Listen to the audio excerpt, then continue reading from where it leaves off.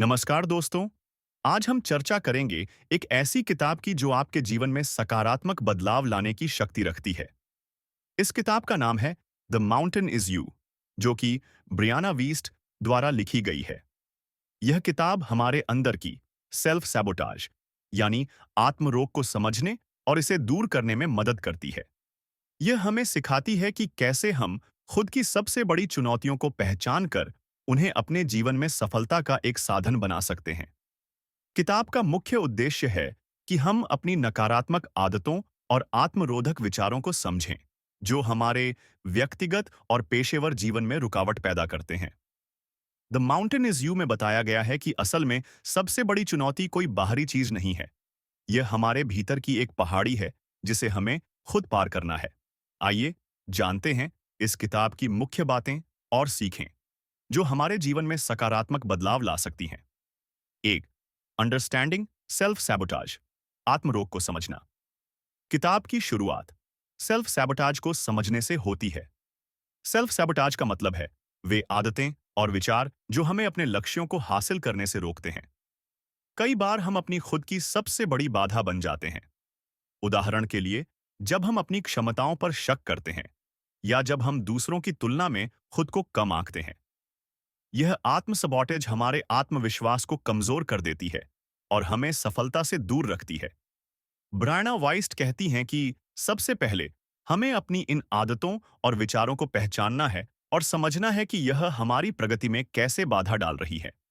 हमें यह स्वीकार करना होगा कि हमारी सबसे बड़ी बाधा कोई बाहरी चीज नहीं, बल्कि खुद हम हैं। जब हम यह मान लेते हैं, तभी हम इसे सुधारने की ओर कदम बढ़ा सकते हैं। सोचें, क्या आपने कभी खुद से कहा है, मुझसे नहीं होगा, मेरे पास वो काबिलियत नहीं, या मैं तो ऐसा ही हूं? ये सभी बातें हमारे अंदर की रुकावटें हैं। इन्हें दूर करने के लिए सबसे पहले हमें यह स्वीकार करना होगा कि ये हमारी ही सोच का हिस्सा है। 2, आइडेंटिफाइंग द इनर माउंटेन, भीतर की पहाड़ी को पहचानना। द माउंटेन इज यू में पहाड़ी एक प्रतीक है जो हमारे अंदर की उन सभी चुनौतियों और रुकावटों का प्रतिनिधित्व करता है जिन्हें हमें पार करना है। यह पहाड़ी हमारी पुरानी आदतें, हमारे नकारात्मक विश्वास और हमारी वह सोच है जो हमें आगे बढ़ने से रोकती है। हमें अपनी इस पहाड़ी को पहचानना और इसे धीरे धीरे पार करना है।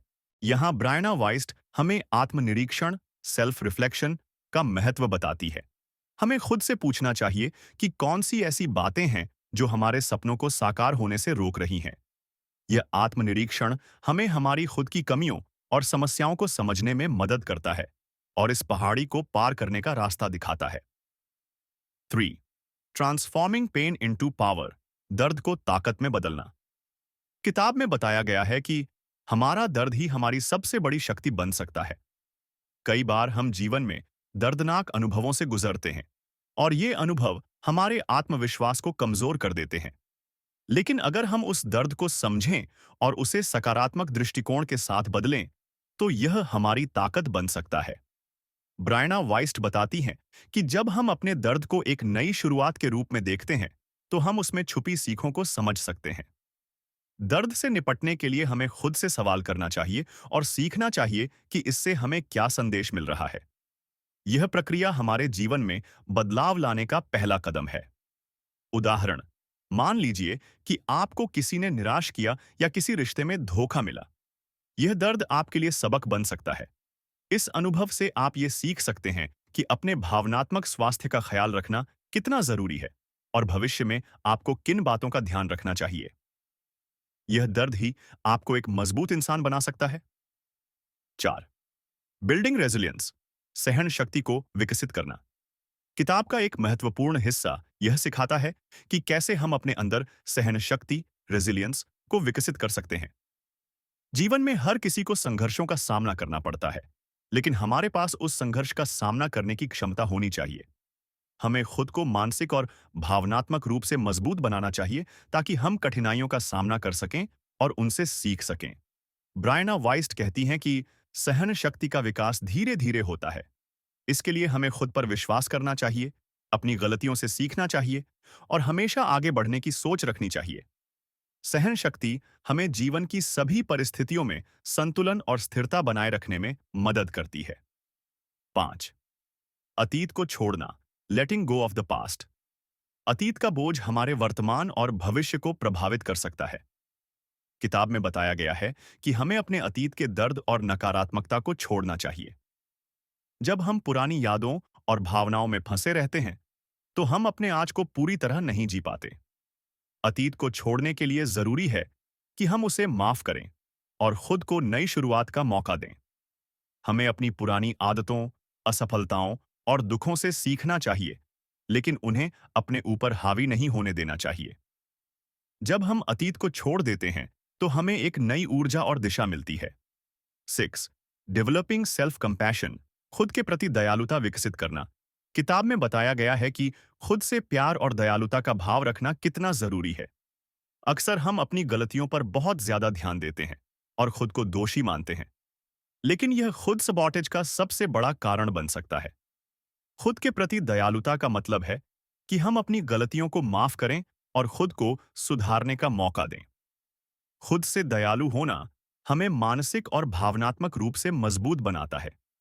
यह हमें हमारी कमियों को सुधारने का अवसर देता है और हमारी प्रगति में सहायक बनता है। सोचें, अगर आप अपनी किसी गलती पर बार बार खुद को कोसते रहते हैं, तो उससे कुछ हासिल नहीं होगा, बल्कि खुद को माफ करें और आगे बढ़ने का साहस करें। इससे आपके मन में एक सकारात्मक बदलाव आएगा। मुख्य सीख। अब जानते हैं इस किताब की कुछ प्रमुख सीखें जो हमारे जीवन में गहराई से उतर सकती हैं। 1. खुद की सबसे बड़ी बाधा बनना बंद करें। खुद को कमजोर समझना और आत्मविश्वास की कमी हमारे लिए सबसे बड़ी बाधा होती है। इसे पहचानें और इसे बदलें। 2. दर्द से सबक लें और उसे ताकत बनाएं। दर्द को अपनी शक्ति के रूप में स्वीकार करें और उसमें छुपी हुई सीखों को अपनाएं। 3. अतीत को माफ करें और आगे बढ़ें।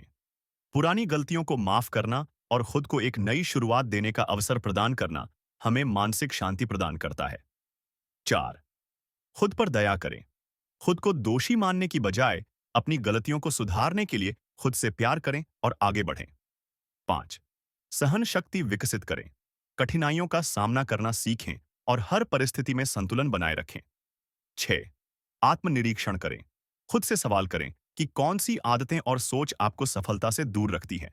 यह आत्मनिरीक्षण सफलता की कुंजी है। निष्कर्ष।